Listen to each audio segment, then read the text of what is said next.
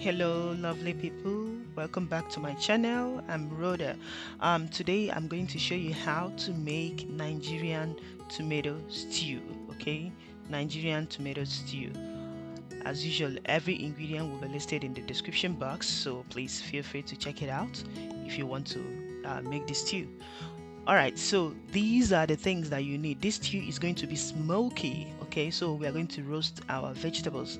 As you can see, I have onion, I have garlic, I have ginger, I have the green onion, I have shallots, fresh shallots. Okay, and then I have these long red chili peppers or chilies, yes, that I have already removed the seed. Okay, I have the seeds removed, and I also have some tomatoes as well.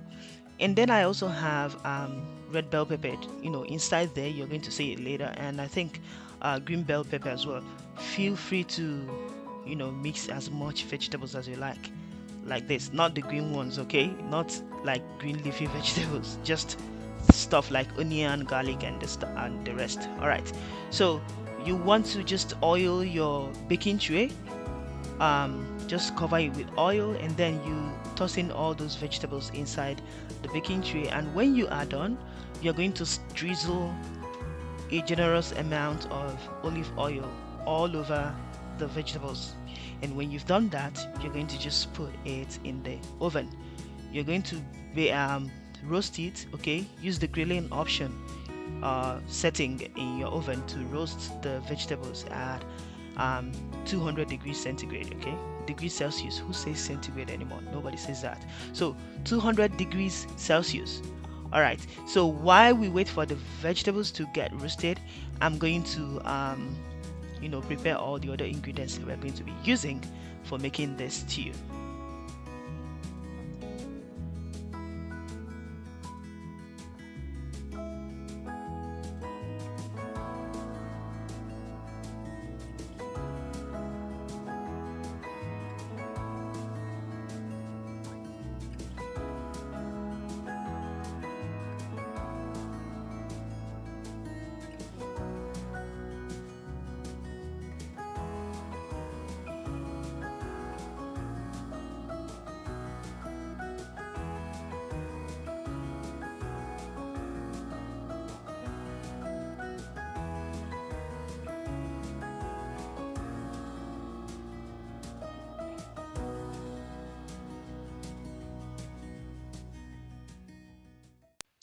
So I quickly chop up some onions, and after that I'm going to grate the ginger. Okay, so what you need for the ginger is the ginger water. I don't really like biting into ginger pieces. I think I've said this in one of my other videos in my food. So I grate it and then I just pour some water. I'm going to squeeze out the juice. Okay, that's what I'm going to be using to prepare our protein.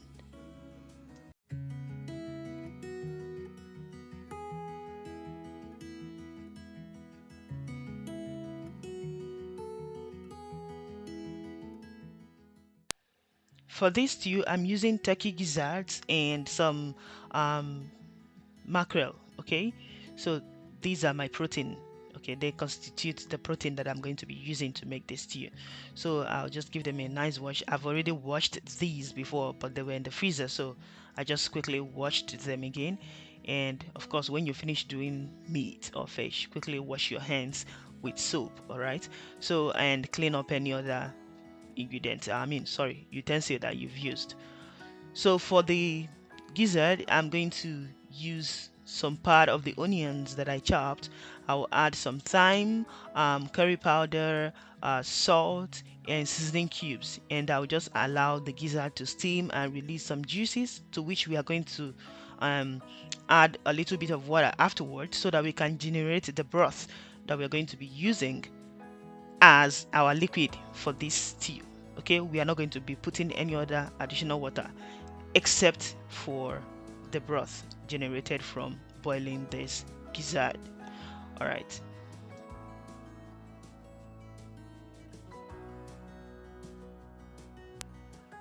Don't forget to sieve in the ginger water. Okay, the ginger that you grated, the juice you got from pouring water into the grated ginger, you need to squeeze it out into the meat, whatever protein you're using, and just use it to cook the gizzard.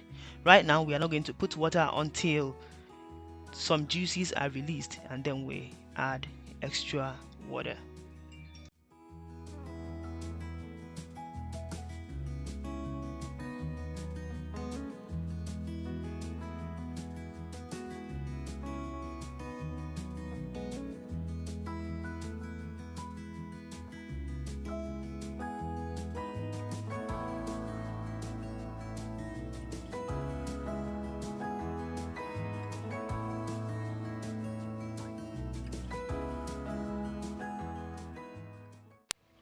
So now for the mackerel, I'm just going to fry the fish. Okay, so I did not steam this fish before frying like I usually do. So what do?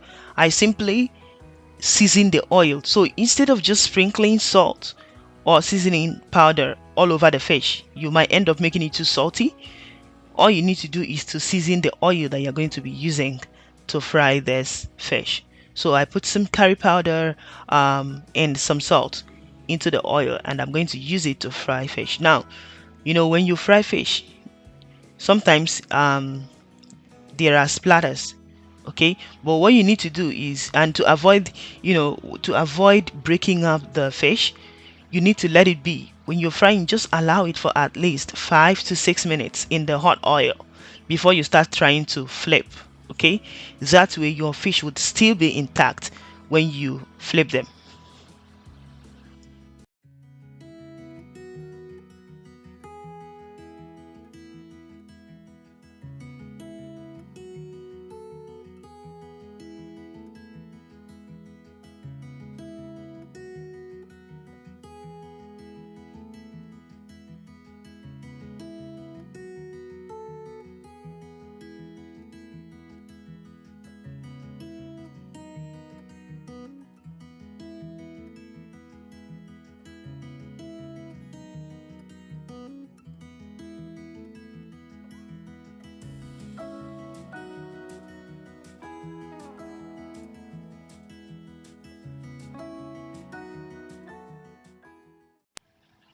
So now the fish is ready. I will just set the oil aside because we will still use it to make the stew. And then I clean up a little bit before going ahead to prepare to steam the rice that we will be using to eat this stew.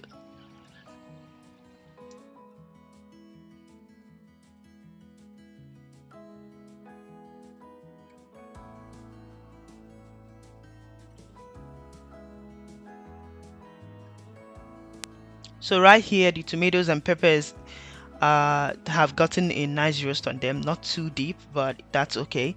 We are going to just blend it all up in the blender, and after that we're going to make our stew.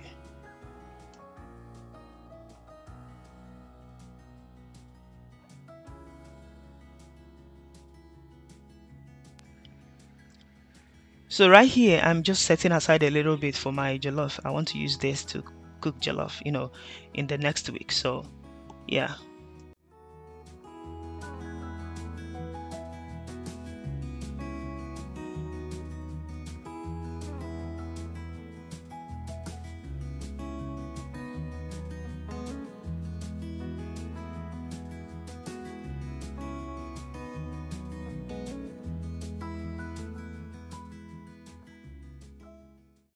So it is time to make the stew. After pouring the oil, that I used for frying the fish, I add some onions, and I'm going to stir till the onions start browning, and then I'll add the tomato blended mix. So I love adding curry powder to my oil, to my onions before putting in the tomato sauce. I don't know about you, but feel free to add any, do it whichever way you like, either with the curry powder or without. I feel like it just gives it that extra, flavor. So after your onions have started to caramelize, you add in your blended mix, blended tomato and pepper mix, and you start stirring.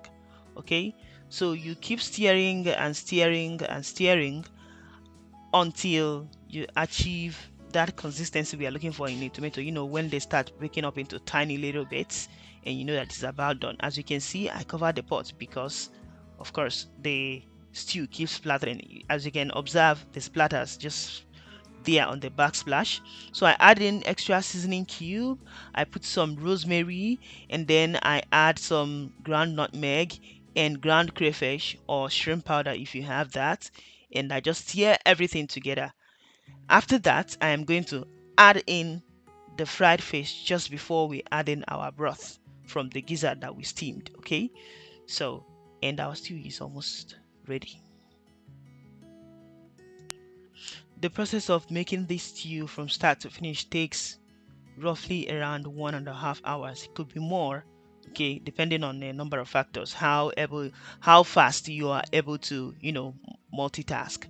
So here I am adding the turkey gizzards in the broth, and this stew is ready. If you taste it, it is so wonderful. Now you can decide to add some, green leafy vegetables like scent leaves or basil leaves here if you like. But for me, sometimes I just like eating my Nigerian stew just like this, red, and it is so yummy. So taste for seasoning and adjust. You can add more salt or you can stop if it's okay. And that's it. You can eat this with steamed rice like we are doing, or you can eat with yam or boiled pasta, whatever makes you happy. This is the end of my video. Thank you very much, and please don't forget to subscribe. I will see you in my next video. Bye.